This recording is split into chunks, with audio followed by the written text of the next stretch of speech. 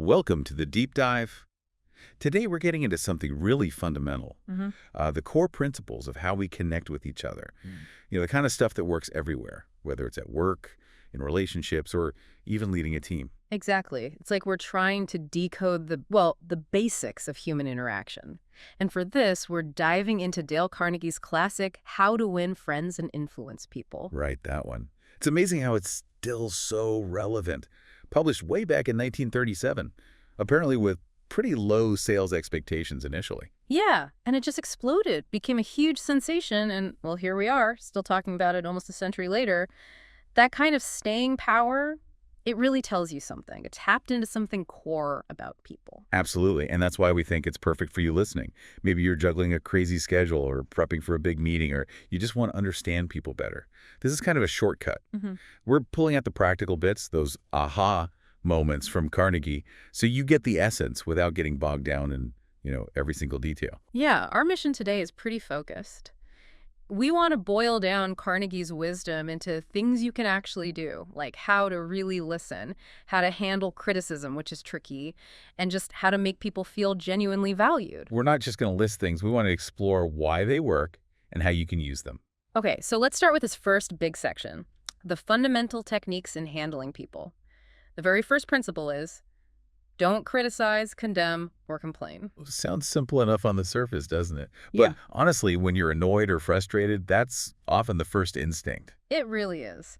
But Carnegie points out, and I think this is key, criticism often it backfires. People get defensive, they dig their heels in, they might resent you. Yeah, they shut down. Exactly. And the science backs this up. E.F. Skinner's work, for example, showed reward works much better than punishment for learning. And Hans Selye talked about how much people dread condemnation. It triggers a fight or flight kind of thing, not a learning mindset. That makes sense. Carnegie uses that story about George B. Johnston, the safety guy, remember? The one who was really strict about hard hats. Oh, right. He'd yell at them, be authoritative. And yeah, they'd put the hats on while he was there, maybe looking sullen about it. But the second he left, hats off. It wasn't a real change in attitude or understanding, just temporary compliance. That's a great illustration. And it's interesting how even someone like Abraham Lincoln had to learn this. Yeah, Carnegie mentions that early in his career, Lincoln apparently wrote some pretty scathing letters and critiques. He wasn't shy about it. But he saw the negative fallout, the bitterness it created. And that famous story after Gettysburg, he wrote this really sharp letter to General Meade, basically tearing into him for not chasing Lee's army more aggressively. Huge pressure, obviously. And this is the crucial part, he never actually mailed it. Right. He stopped. He thought about it from Meade's perspective, the exhaustion, the chaos, the weight of command after such a battle. He figured sending that letter would just wound Meade and maybe damage their working relationship right when he needed him most. That unmailed letter is such a powerful lesson in restraint, in choosing understanding over just venting criticism. It really is. And there's another example.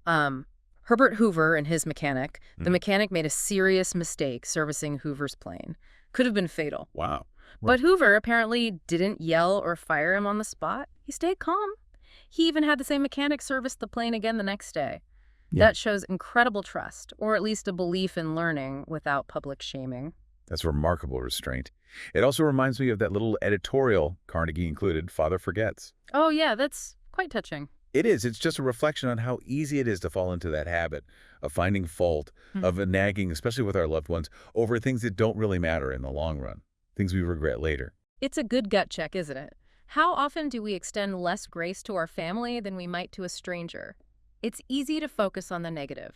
Which transitions perfectly into the second principle, which is basically the antidote. Give honest and sincere appreciation. Exactly. The positive flip side.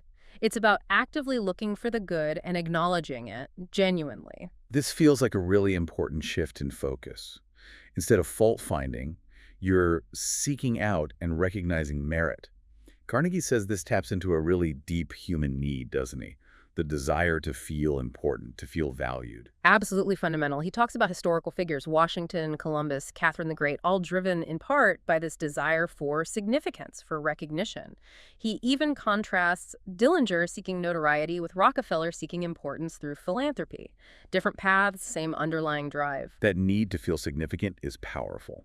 And the flip side, feeling unappreciated can be really damaging. That story about the farm woman. Oh, the one who served the family hay for dinner? Yeah. Just to make a point about feeling completely taken for granted after years of work. It's a stark image, but it makes you think. It does. Who in our lives might be feeling that way? But then there's the positive side, too, like that man who caught himself about to criticize his wife, maybe about her weight or something. Right, and instead he sent her roses. Yeah, with a note expressing his love and appreciation, turned a potential conflict into connection. That's the power of choosing appreciation. But Carnegie's very clear, isn't he? This isn't about fake flattery. Not at all. He mentions Disraeli flattering Queen Victoria, but warns that flattery is insincere, it's shallow, and people usually see through it eventually. It can actually do more harm than good. So it has to be sincere appreciation, based on something real you've observed. Exactly. Sincere. Honest. Carnegie quotes Emerson, "Every man I meet is my superior in some way. In that I learn of him." Finding that thing, that genuine point of contribution or quality, and acknowledging it, that's appreciation. He calls it the legal tender that all souls enjoy. I like that. Me too. It's about making people feel seen, feel valued for what they bring.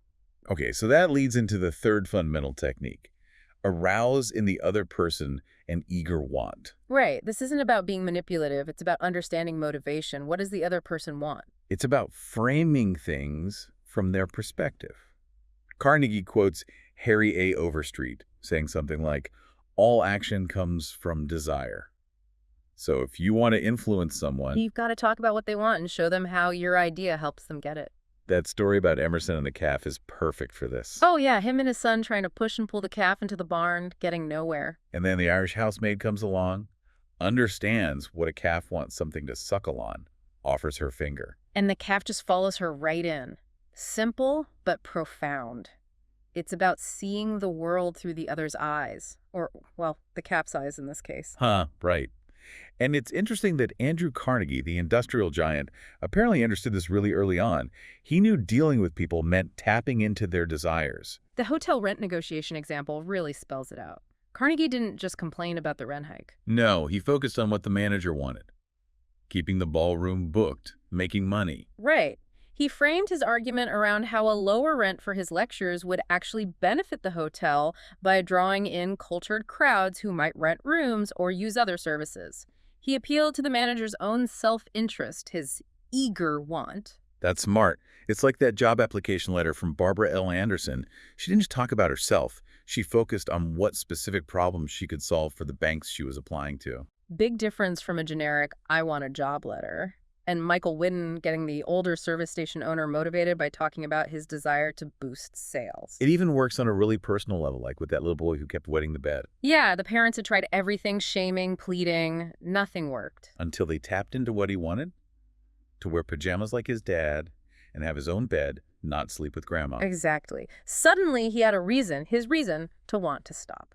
And he did. It's the same principle with the little girl who wouldn't eat her cereal. Right. Until her mother let her make the cereal herself. It wasn't about the cereal. It was about her wanting to feel grown up and capable. The mother tapped into that desire. So these first three techniques, avoiding criticism, giving sincere appreciation, and appealing to the other person's wants, they're really about shifting our own perspective outward. Fundamentally, yes. Understanding and respecting the other person's viewpoint and desires. Okay, let's move into part 2 then. 6 ways to make people like you. The first one is, become genuinely interested in other people. This sounds simple, maybe even a bit cliche, but Carnegie argues it's incredibly powerful. He uses his dog, Tippy, as the prime example. Dogs are naturals at this, aren't they? Just pure, unadulterated enthusiasm and interest in you. Exactly. And Carnegie's point is potent. You can make more friends in 2 months by becoming genuinely interested in other people than you can in 2 years by trying to get other people interested in you. It flips the script. That's a strong claim. He talks about the magician, Thurston, right? Yeah, Howard Thurston. Hugely successful magician. And he apparently said a big part of his success was his genuine love for his audience. He wasn't just performing at them, he felt real interest and gratitude for them. A stark contrast to performers who might view the audience as, suckers. That perspective makes a difference. And there's that business example, Edward Sykes Jr., who saved a big account. Right, not just by talking to the younger, but by taking a genuine interest in the everyday folks. The soda clerks, the sales staff, he showed he valued everyone involved. It builds connection at all levels. And that tactic for getting famous authors to speak. At the Brooklyn Institute, yeah, they didn't just say, come speak. They expressed sincere admiration for the author's work, showed they'd read it, and were genuinely interested in their experiences and insights. That appealed way more than just an invitation. It makes a request about them. And that letter from Madeline Rosedale about the bank teller. Marie Piccicello. Yeah, the teller didn't just do her job. She showed genuine concern about Madeline's mother being in the hospital. That personal interest made a huge impression. It's those human touches. And even Mr. Naffel, who initially wanted to attack the chain stores. Right, he was angry.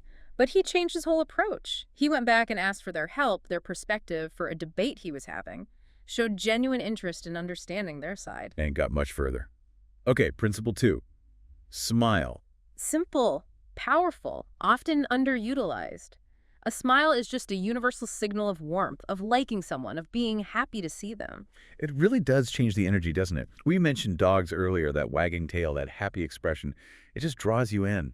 Carnegie tells that story about the baby in the doctor's waiting room. Yeah, how the baby's spontaneous smile just seemed to lift the mood of everyone there, broke the tension. There has to be a real smile, right? Not the forced, fake kind. Absolutely. Carnegie stresses that.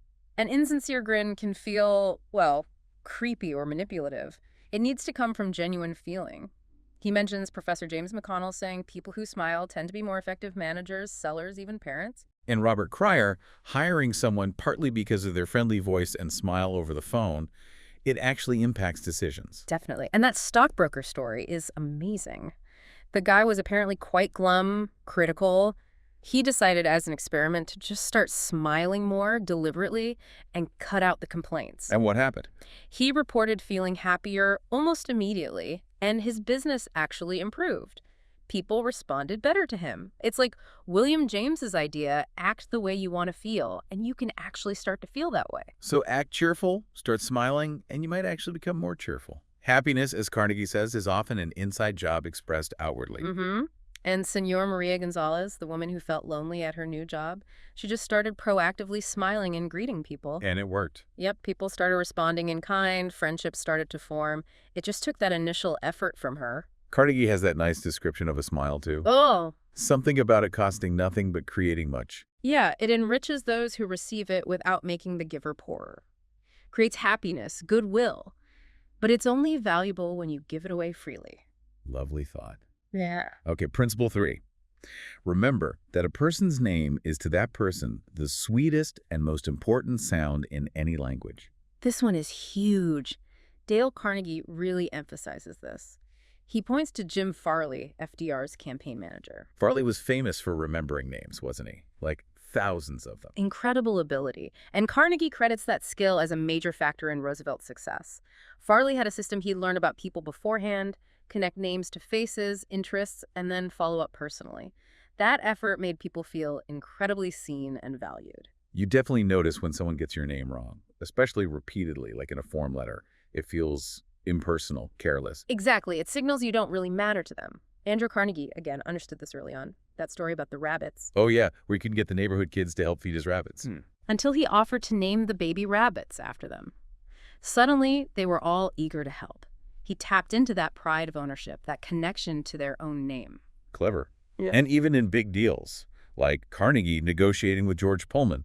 Apparently, they made a point of using each other's names frequently and respectfully during their tense negotiations about forming a merged company.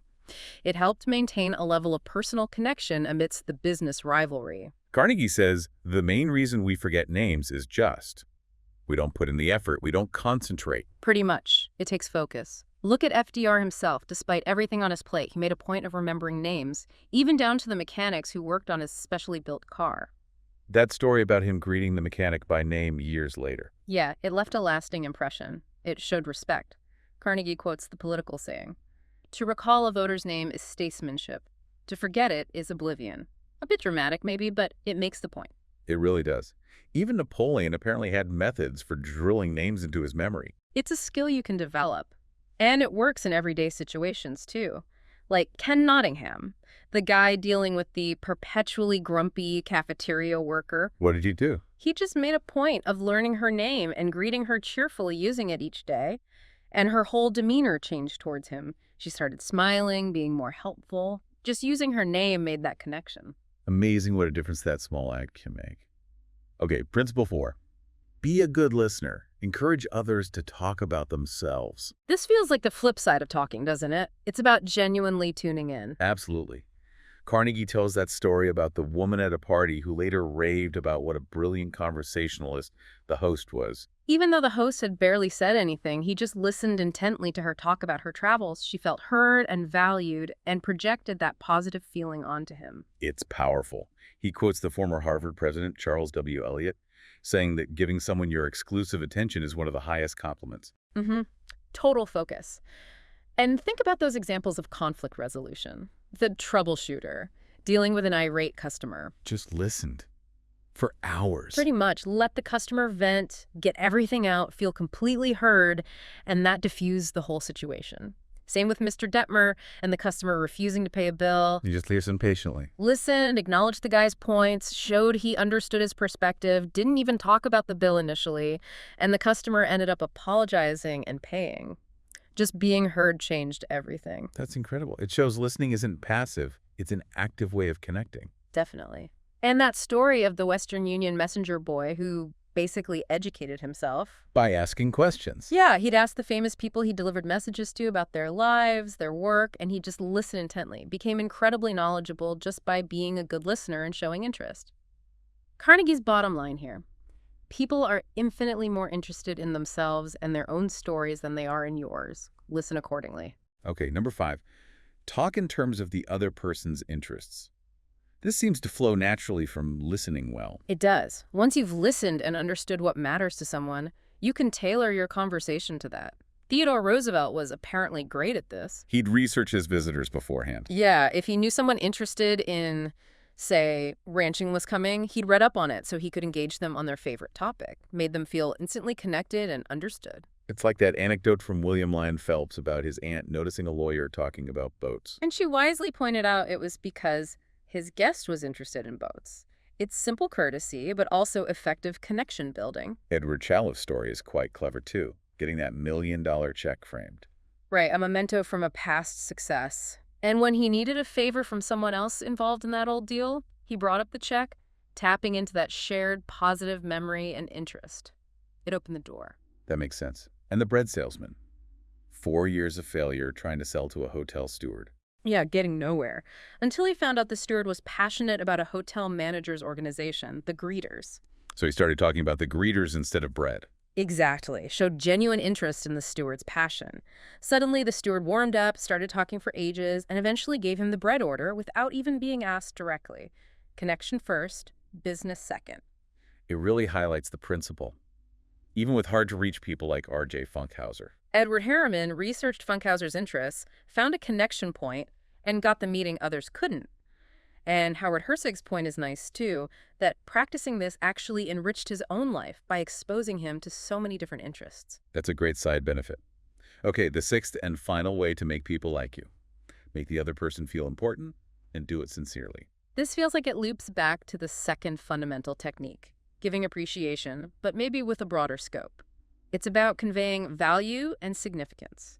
Yeah, that anecdote about just complimenting a postal worker on his hair and how much it clearly meant to him shows how even small, genuine acknowledgments register. But again, Carney hammers home the sincerity point.